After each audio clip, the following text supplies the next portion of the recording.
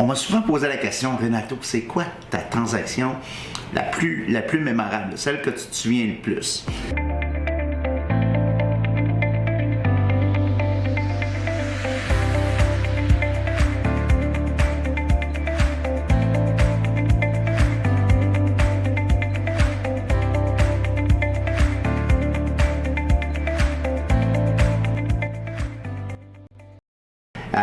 Moi, je dirais d'abord, avant tout, chaque transaction est unique. Chaque transaction est en quelque sorte un peu mémorable, si on veut. Mais s'il y en a une qui se démarque du lot, c'est une transaction d'une envergure quand même assez grande. C'est un client qui est investisseur, qui était à la recherche d'immeubles, et puis il y avait des critères très, très spécifiques. Donc, ça a donné qu'on avait dans notre base de données un vendeur, un courtier de notre agence qui avait un vendeur, mais c'était pas quelque chose qui était sur le réseau Centris. Donc, quand on m'a fait part de cette possibilité-là, j'ai tout de suite appelé mon client et puis je lui ai parlé de la propriété, il est allé voir sur place, il me rappelle le lendemain, il dit hey, Renato, il dit ça m'intéresse, il dit je veux déposer une offre d'achat. Et donc, je lui envoie la documentation que j'avais en main. Basée sur ce que j'avais en main, on a fait la promesse d'achat.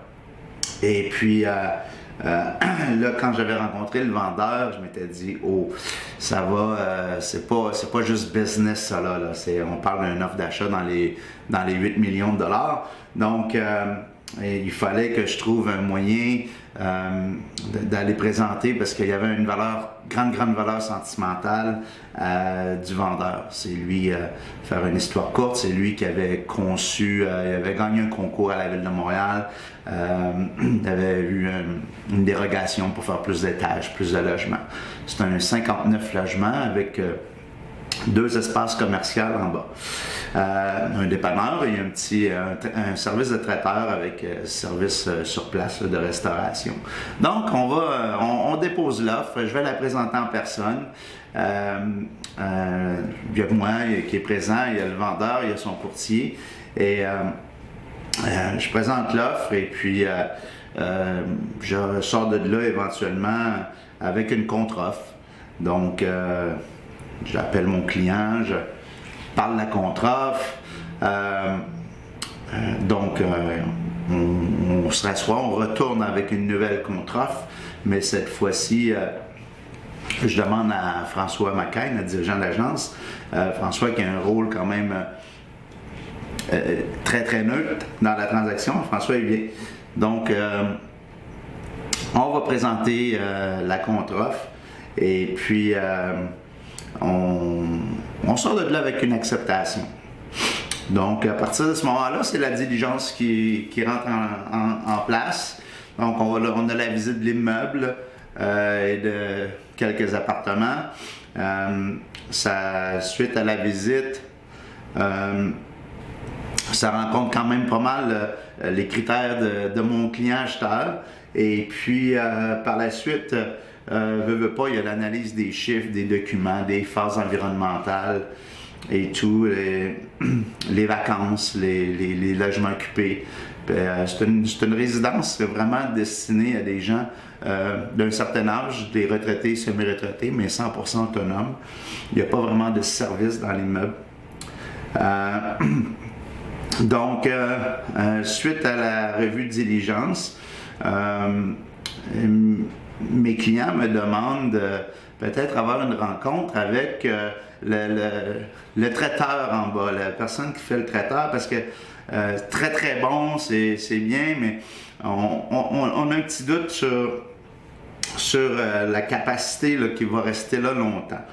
Donc, effectivement, après la rencontre avec cette personne-là, on se doute fort bien que monsieur est en difficulté financière. Donc, on retourne à la table des négociations.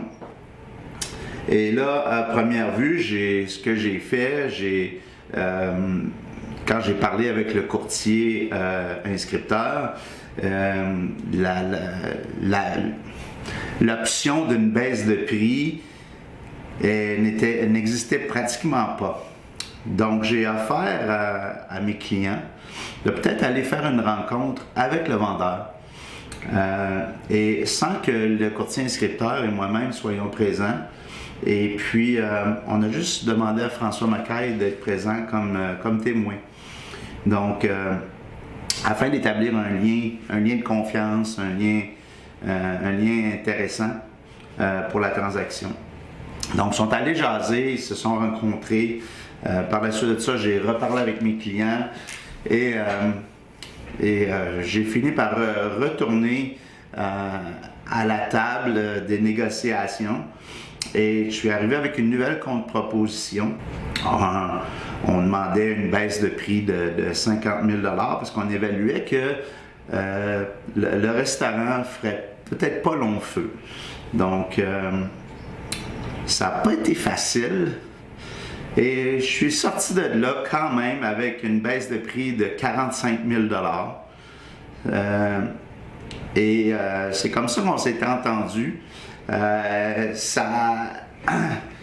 Et par la suite, pas longtemps avant la livraison, le monsieur, il s'en allait à la retraite. Monsieur, madame s'en allait à la retraite. Et c'est un immeuble qui n'avait jamais été laissé vraiment. J'avais jamais vraiment vécu de vacances. Mais là, pour une raison, peut-être que le monsieur s'en allait à la retraite, portait moins attention. Très bon concierge sur place, pas de problème. Puis tout d'un coup, taux de vacances qui commence à augmenter. Il a fallu travailler très fort, être créatif, mais on s'en est sorti jusqu'au notaire. Et après le notaire, on avait quand même gardé une somme chez le notaire pour pallier aux vacances, parce qu'il y avait de 3 logements vacants, on était tombé à 11. Mais on a réussi à faire un tour de force et à relouer tous les appartements vacants. Et d'ailleurs, qui depuis n'a plus jamais eu de vacances, soit dit en passant. Mais ça fut une transaction où, oui, il y avait de l'argent en jeu, mais il y avait je sentais le côté émotif, le côté relation humaine vraiment important. Et puis, je pense que ça a été important de mettre en relation l'acheteur et le vendeur à cette époque-là. Et puis, aujourd'hui, mes clients sont super fiers de leur acquisition. Aujourd'hui, il y a un nouveau restaurant, mais comme de fait, la négociation qu'on est allé chercher, le 45 000 $, ça l'a porté fruit, parce que 2 mois après que mes clients aient pris possession de l'immeuble, 2 ou 3 mois, le restaurant ne fonctionnait plus et il était en faillite, malheureusement. Aujourd'hui, il y a un tout nouveau restaurant, un nouveau restaurateur, ça va super bien, mais je les en félicite. Mais juste pour dire, la baisse de 45 000 $, elle était elle était justifiable à la fin du compte. Ce n'était pas une demande farfelue, mais pas du tout. Donc juste, ça, c'était une très belle expérience.